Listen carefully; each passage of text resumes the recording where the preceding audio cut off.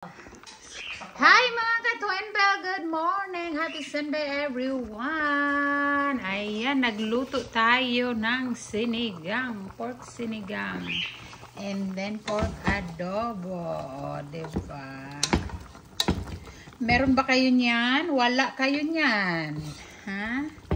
Ako lang ang nakakaluto ng ganyan. Joke. Dahil may secret akong pinakamalupit para maging masarap ang ang recipe. O, ayan. May sekreto yan.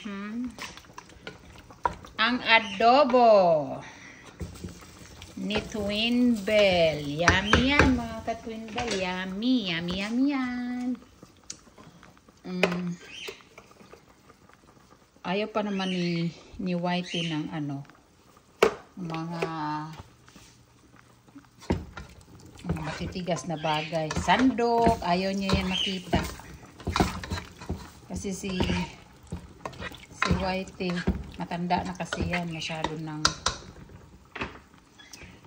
na siyang sensitive. O, ayan ha, ayan, ang adobo ni Twin Bell. Sige, kuluin muna natin, lakasan natin ng konti.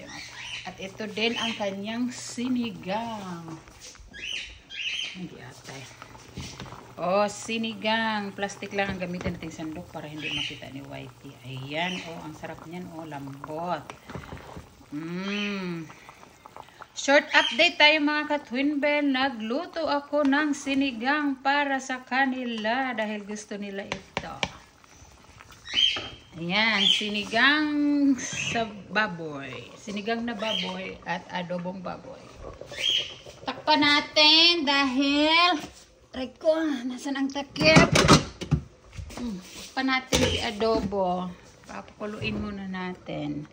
Yan, no, mga ka-Twin Bell. Balik tayo mamaya. At andyan yung aking panganay nagbisita. Ayan, kakain daw siya ng adobo. Mga ka-Twin Bell, ipasyal ko muna kayo sa aking bagong baby. Mayroon kaming bagong baby na nabili. Ayan, siya si Farah and